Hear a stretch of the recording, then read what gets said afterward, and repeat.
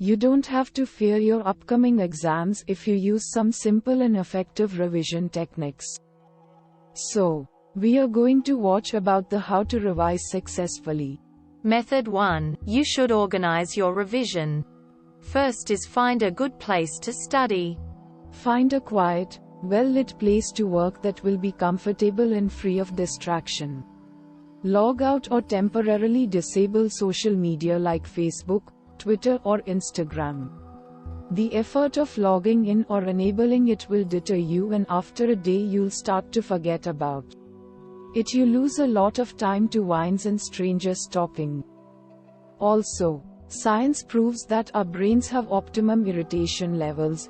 Basically, we work better if we're a little too cold, or on a rigid chair. Sit to a desk or table, it's more formal and recreates the environment you'll be tested in. Yet feel free to get down to it in your jammies. You can wear comfy clothes on the day. Some people like to designate one specific study place, while others enjoy moving between their room, the coffee shop, the library, and other study places to break up the monotony. Choose whatever works best for you and your habits. Some studies show that studying information in different places allows you to compartmentalize the information, making it easier to recall at a later date if you can associate the information with the location. Some students find studying in public to be more effective, making it more difficult to watch television or fiddle with other distractions found in the home. Know yourself and head your bad habits off at the pass. Step 2. Draw up a timetable for your revision and stick to it. What do you hope to cover by the end of the week? By the end of the day, working from a revision timetable helps you to make clear goals for each revision session and allows you to check them off as you progress. Revision plans can reduce anxiety, reassuring you that you've taken the necessary steps. Alternatively, if this isn't your style and your life is more unpredictable, write up a tick list, to-do list of all the subject areas or units you need to cover. You can do a separate color or page for each of your subjects and see clearly exactly what you've covered or what needs doing. This allows for chunk revision or a variation of topics in one day. Finally, set reasonable study targets that you know you can reach. Going over 12 chapters of trigonometry the night before a big exam is probably going to do more harm than good. Likewise, trying to revise all that Shakespeare several weeks out before being tested might not be the best way to remember the information by test time. Organize in the most effective way to remember the most important information you've got to study. You could revise throughout the year by spending 15 minutes each day making notes you'll be able to rely upon later. By doing it in short stretches, you will remember more and feel less stressed. A month before your exam, you will have finished all your notes, so you can spend a few hours a day reviewing notes and doing timed writing practice. If your exam is a long way off, although this is probably not the case for 80% of you, after each lesson write up your new notes on a flashcard. It only take a couple of minutes, and keep it with your work. This way you are consolidating your knowledge and saving time and panic at the end of the year.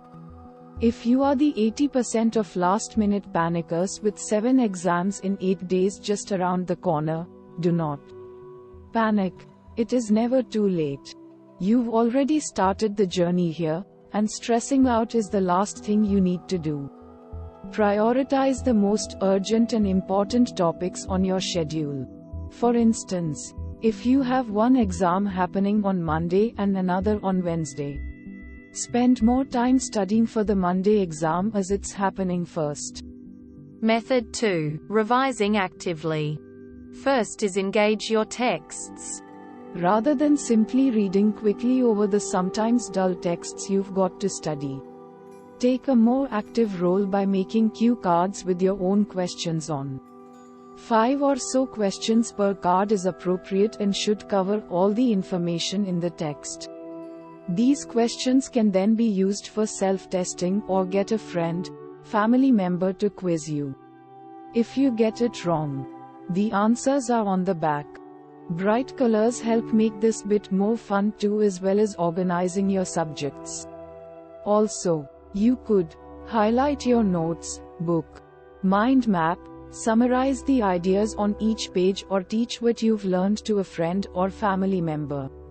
The best test of knowledge is if you can teach it, remember. If you can't explain it simply, you don't know it well enough.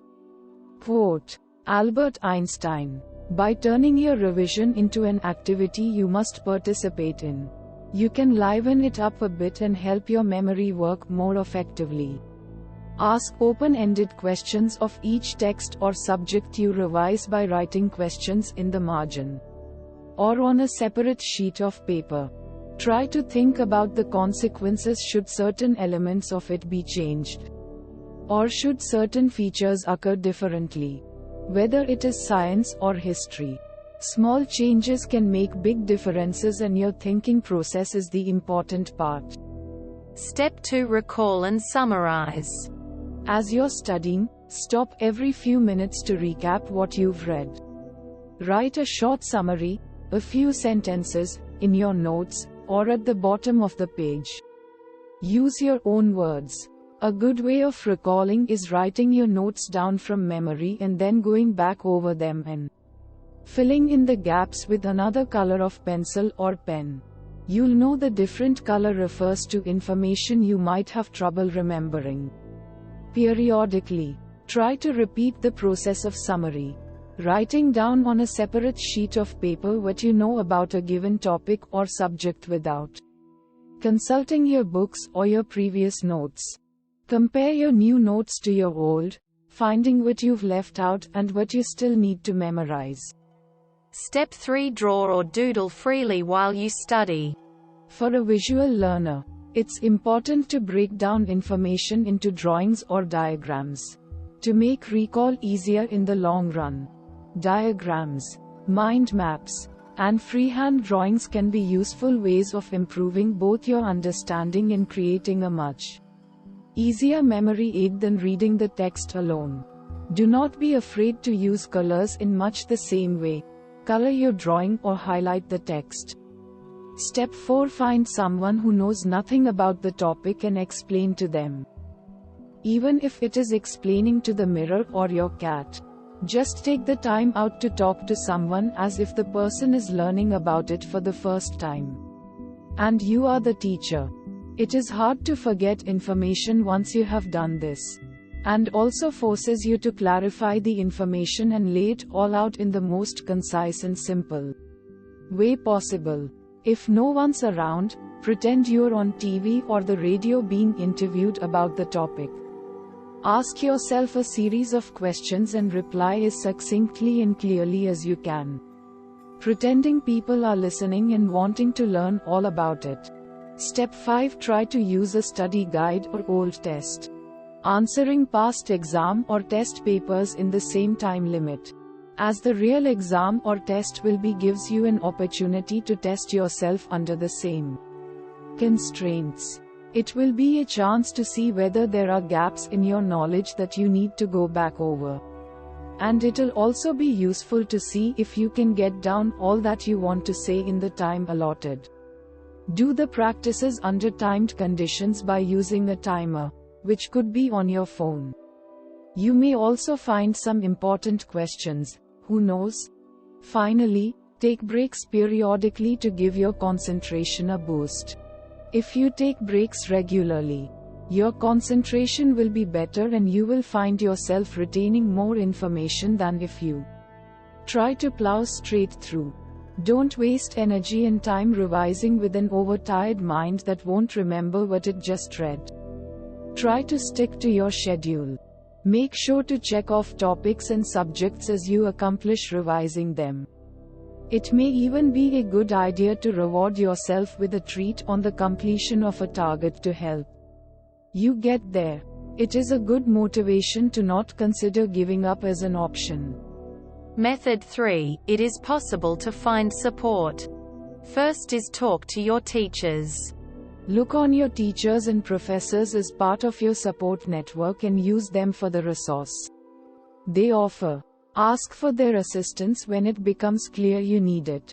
Knowing earlier rather than later in your revision will make it easier to approach them and get their help. Step 2. Revise with other classmates. Find a suitable group of good students who hope to succeed, and schedule regular meetings in between your other revision activities. Discuss the topics of revision, helping each other solve problems, understand the materials, and test one another over the reading. Studying in a group can be a great way of reducing anxiety levels and making revision fun, as well as productive. Find ways to test each other, playing revision games as challenges. Use flashcards or structure your study sessions like a quiz game. Chat online if you haven't time to catch up in person. Make sure your revision time with friends is spent actually revising.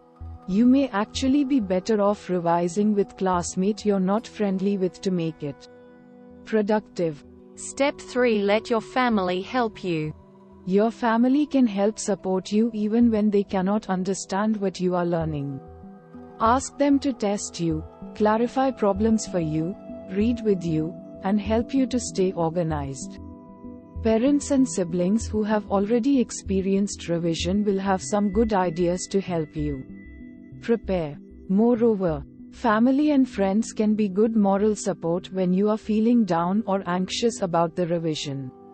You may need emotional support as much as other support, and if you can trust in someone to talk to about your anxiety or worries, this can help you to offload many unneeded troubles to a caring listener.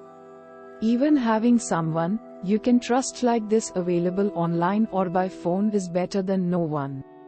Finally, stay relaxed. Spend time doing something relaxing each day, such as listening to your favorite music, going for a walk or swim, spending time with your pets or talking with a good friend. These activities will help you to feel relaxed and connected to others and the world as you keep working through the revision. You can also practice relaxation exercises, meditation, or simply just lying back and chilling out now and then, possibly with a cue card in your hand. We hope it is useful to you.